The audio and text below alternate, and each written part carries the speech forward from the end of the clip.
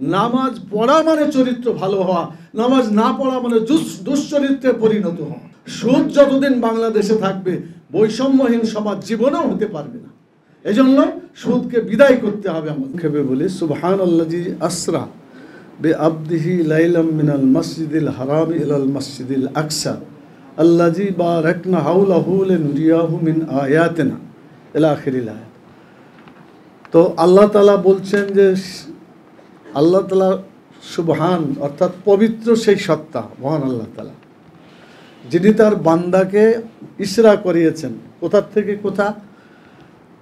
কাবাঘর থেকে একেবারে ইসরায়েলের যে বাইতুল মুকাদ্দাস যেখানে অবস্থিত, সেখানে এই জায়গাটুকু ইসরা করা হয়েছে। আবার ওখান থেকে আল্লাহ তাআলা রাসূল সাল্লাল্লাহু আলাইহি ওয়াসাল্লামকে সপ্তম আসমান থেকে তার উপরে আল্লাহ তাআলার সাথে সাক্ষাৎ করে তারপরে ফেরত পাঠিয়েছেন। এই দৃশ্যটা, এই টোটালটাই হচ্ছে মেরাজ এবং ইসরার ঘটনা।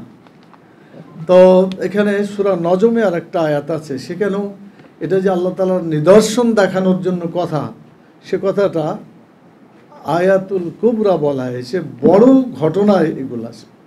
এখন এখানে আমরা কি কি জিনিস আপনাদের সামনে আনতে পারি বা আল্লাহ তাআলা আনার জন্য বলেছেন, রাসূল সাল্লাল্লাহু আলাইহি ওয়াসাল্লাম আমাদেরকে করেছেন, সে কয়েকটি কথা আপনাদের সামনে বলার চেষ্টা করব ইনশাআল্লাহ। ওমা তৌফিক ইল্লা বিল্লাহ আলাইহি তাওয়াক্কালতু ওয়া ইলাইহি মুনীব। প্রথম কথা হচ্ছে আল্লাহ তাআলা পাঠিয়েছেন রাসূলকে দিন কায়েম করার জন্য।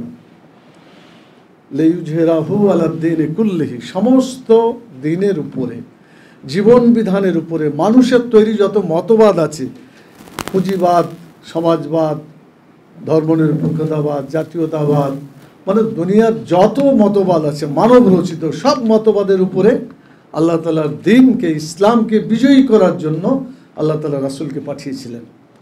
এবং মেরাজ হচ্ছে সেই সন্ধিক্ষণ, যেই সন্ধিক্ষণে ইসলামী রাষ্ট্র কায়েম করার জন্য আল্লাহ তাআলা প্রস্তুতি নেওয়ার মতো এই সূরার ভিতরে কিছু শিক্ষা আমাদের জন্য রেখে দিয়েছেন।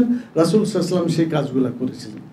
এটা হিজরত করার আগের মুহূর্তে আল্লাহ তাআলা সূরাটি নাজিল করেন, আপনারা সকলেই জানেন। তো এখানে একটা ইসলামী রাষ্ট্র কায়েম করার জন্য প্রথমত এমন জনশক্তি দরকার যারা রাষ্ট্র পরিচালনা করবে এবং যারা সেই রাষ্ট্রের অধিবাসী হবে। তার প্রথমটা হচ্ছে তাওহীদ, রিসালাত এবং আখিরাত। এই তিনটি বিষয়ে বিস্তারিত আলোচনা করা হয়েছে মক্কি জীবনের সূরাগুলোতে। আর মাদানী জীবনে ইসলামী রাষ্ট্র প্রতিষ্ঠার জন্য মানুষের জীবনের যত আইন কানুন দরকার, বিধান দরকার, অর্থনীতি, রাজনীতি, সমাজনীতি, কালচারাল যত কিছু আছে সব কিছু এই সূরাগুলোর মধ্যে আল্লাহ তাআলা নাযিল করেছে। বনী ইসরাইলের এই সূরাটির এক জায়গায় 14টি দফা, আমরা 14টা বিষয় আলোচনা হয়েছে। এই সব আলোচনার মূল বক্তব্য হচ্ছে একটা ইসলামী রাষ্ট্র পরিচালনা করার জন্য কি কি আইন বিধান হইতে পারে, যেগুলো মৌলিকভাবে সেই সমাজে চালু থাকলে, সেই রাষ্ট্রে চালু হলে সেই রাষ্ট্রটি মানুষের কল্যাণকর একটি রাষ্ট্রে পরিণত হতে পারে। মুহাম্মদুর রাসূলুল্লাহ সাল্লাল্লাহু আলাইহি সাল্লাম বনী ইসরায়েলে তিনি এই বিষয়গুলো পেলেন। আর হিজরত করে প্রথমেই গিয়ে 47 দফা অধ্যুষিত, 47 দফা সম্বলিত একটি ইসলামী সংবিধান রচনা করলেন, মদিনার ইসলামী রাষ্ট্র।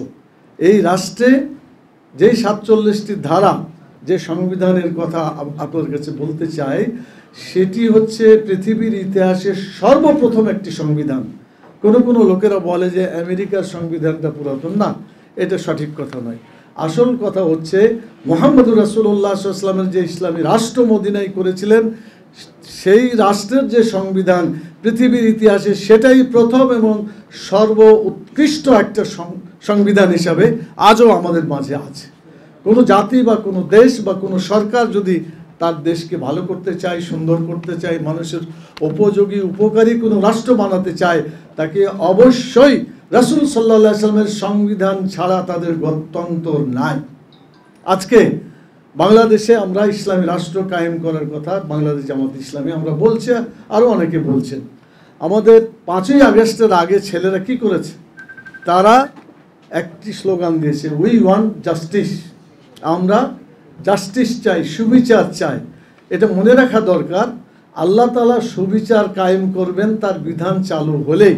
তিনি এই জন্য বলে দিয়েছেন, ইন্নাল্লাহ ইয়ামুরু বিল আদলে ওয়াল ইহসান, নিশ্চয় আল্লাহ তাআলা হুকুম দিয়েছেন সুবিচার করার জন্য, মানুষের কল্যাণ করার জন্য। এই আয়াতকে সামনে রেখে যদি আমরা বলি, আজকের যদি আমরা বৈষম্যহীন একটি রাষ্ট্র প্রতিষ্ঠা করতে চাই, সুবিচারের বাংলাদেশ কায়েম করতে চাই, জাস্টিস কায়েম করতে চাই, ইসলাম ছাড়া অন্য কোনো পথে সুবিচার আসতে পারবে না। যদি সুবিচার করতে হয়, জাস্টিস করতে হয়, মানুষের কল্যাণ করতে হয়, অবশ্যই কোরআনী বিধান বাংলাদেশে চালু করতে হবে।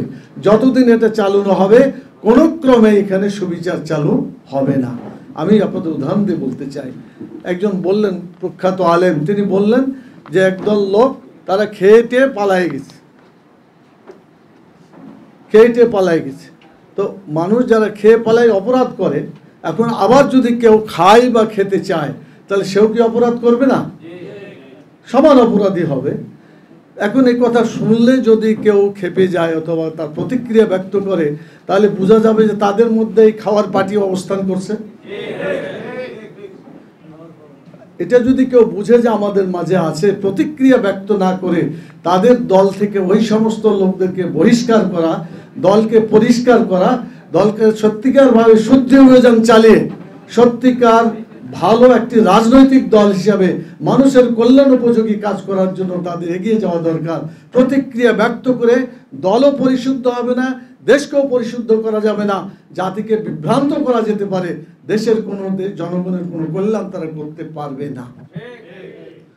আমরা আরো বলতে চাই যে আসলে এই সমস্ত চাঁদাবাজ, দুর্নীতিবাজ, চোর, বাটপার, যাই যে ভাষায় আপনি বলেন না কেন, এটা কোনো দলের এই কাজটা নয়।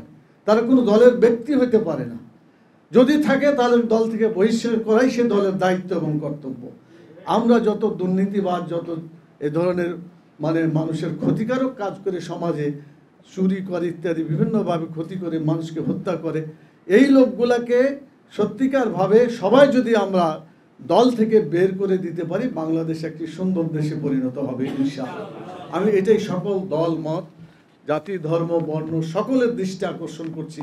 আসুন, বাংলাদেশকে সুন্দর করার জন্য, দেশ পরিচালনার জন্য যারা চেষ্টা করছেন, যারা এই সমাজ এবং রাষ্ট্রকে পরিচালনার স্বপ্ন দেখছেন, অতীতে কাজ করেছেন, এখনো করছেন, ভবিষ্যতেও করবেন, সকলেরই উচিত মানব রচিত মতবাদ বাদ দিয়ে ইসলামী রাষ্ট্র তথা বনী ইসরায়েলের 14 দফা যে কথা আল্লাহ তাআলা কোরআনে বলেছেন, মেরাজের শিক্ষা হিসেবে আমরা যেটা নিতে পারি, এই 14 দফা যেখানে বলা হয়েছে মানুষ শিরক করবে না, পিতামাতার সাথে ভালো ব্যবহার করবে, ওজন ভালোভাবে দিবে, জেনা ব্যভিচার করবেন, অনেক কথা আছে, আপনার বাড়িতে পড়ে নেবেন। আমি অনুরোধ করব আমাদের সাংবাদিক বন্ধুগণ যদি ভালো করে পড়তে চান, জানতে চান, তাদেরকেও আমি পরামর্শ দেব, আপনাদের জন্য এটা দরকার।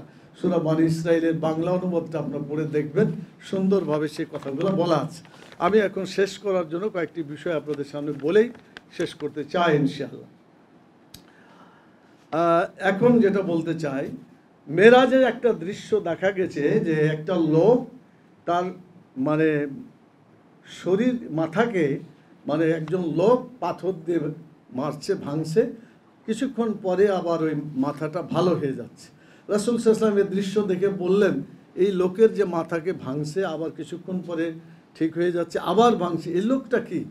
তো বলা হলো যে এই লোকটা নামাজ ঠিক মতো পড়তো না, ফজরের নামাজ আদায় করতো না। এখান থেকে বোঝা যায় যে একটি সমাজ এবং রাষ্ট্র করতে হলে ভালো মানুষ দরকার, আর ভালো মানুষ তৈরি হবে নামাজের মাধ্যমে। আল্লাহ তাআলা কোরআন মাজিদে বলেছেন, আল্লাযীনা ইম্মাক্কানাহুম ফিল আরদি আকামুস সালাহ, যদি কেউ ক্ষমতা পায় তাহলে এক নম্বরে কি করবে? দেশে নামাজ চালু করে মানুষের চরিত্র ভালো করে দেবে। নামাজ পড়া মানে চরিত্র ভালো হওয়া, নামাজ না পড়া মানে দুশ্চরিত্রে পরিণত হওয়া। এই জন্য নামাজকে কায়েম করতে হবে। ব্যক্তি, গোষ্ঠী, দল সকলেই আজকে আমাদের নামাজের ব্যাপারে যত্নবান হতে হবে। মেরাজ থেকে আমরা শিক্ষা নিতে পারি। এরপর আরেক জায়গায় দেখা গেল যে তার একটা লোকের আঙ্গুলের নখগুলা তামার মতো অনেক প্রখর, এটা দিয়ে তার গালে, তার বিভিন্ন জায়গায় হাঁচড়াচ্ছে, আঁচড়ে ফেলার ফলে রক্তাক্ত হয়ে যাচ্ছে, আবার কিছুক্ষণ পরে দেখা যায় এটা ভালো হচ্ছে। রাসূল সাল্লাল্লাহু আলাইহি ওয়াসাল্লাম বললেন যে এই লোকটার অবস্থা এটা কেন? জিবরাইল আলাইহিস সালাম বললেন যে এই লোকটা গীবত করতো, মানুষের পরনিন্দা করত, এই কারণে তার এই অবস্থাটা হচ্ছে। গীবত যে সবচেয়ে জঘন্য গুনাহ, আল গীবাত আসাদ্দ মিনাত জেনা, জেনা করার চাইতে নিকৃষ্ট কাজ। আর এই গীবত করার কারণে সমাজ আজকে অধঃপতিত এবং বিভিন্নভাবে যে আমাদের মধ্যে বিশৃঙ্খলা এবং বিভিন্ন ধরনের দ্বন্দ্ব বিরোধ এগুলো হয় এই গীবতের কারণেই হয়। এই জন্য গীবত থেকে দূরে থাকার এটা একটা শিক্ষা মিরাজের কাছ থেকে। জাতি যদি আজকে গীবত থেকে মুক্ত হতে পারত, ৭৫% বিবাদ মিটে যেত, আর বাকি 25% আমরা বিভিন্নভাবে মিটাইতে পারতাম। গীবতের কারণে এগুলা মিথ্যা অভিযোগ, এসব কারণে আজকে সমাজ ক্ষতিগ্রস্ত হচ্ছে। এরপরে সুদের ব্যাপারে বলা যায় একটা রক্তের নদী, সেই রক্তের নদীতে দেখা গেল যে একজন লোক সাঁতার কাটছে, আবার কিনারে যখন আসছে তখন তাকে পাথর দিয়ে মানে আঘাত করা হচ্ছে যাতে আবার সেই রক্তের নদীতে হাবুডুবু খায়। পরে জিজ্ঞেস করা হলো লোকটাকে, তো বলা হলো যে এই লোকটা হচ্ছে সুদখোর, সুদ খাওয়ার কারণে তাকে এই শাস্তি দেওয়া হচ্ছে। এখান থেকে শিখতে হবে যে সুদের কারণে গোটা সমাজ এবং রাষ্ট্র ক্ষতিগ্রস্ত হয়। আমরা জানি যে সুদ থাকলে ধনী আরো ধনী হয়, গরিব আরো গরিব হয়। এই সুদের কারণে একটা সমাজ ক্ষতবিক্ষত হয়, বৈষম্য তাদের, যে আমরা বৈষম্যহীন বাংলাদেশ করছি। সুদ যতদিন বাংলাদেশে থাকবে বৈষম্যহীন সমাজ জীবনেও হতে পারবে না। এজন্য সুদকে বিদায় করতে হবে আমাদেরকে। এই জাতীয় আরও অনেক ঘটনা আছে, বোধহয় সময় শেষ, আমাদের সভাপতি সাহেব কিছু তো বলতে হবে, সেই জন্য আমি শেষ করে দিই। সেটা হচ্ছে চুরি এবং ব্যভিচারের ব্যাপারে অনেক কথা আছে, তো সেখানে আমি বলবো আমাদের দেশে চুরির গল্প অনেক আছে, আপনারা জানেন। ব্যভিচারের কথা বলছি, সেঞ্চুরি মানে জেনা ব্যভিচার করে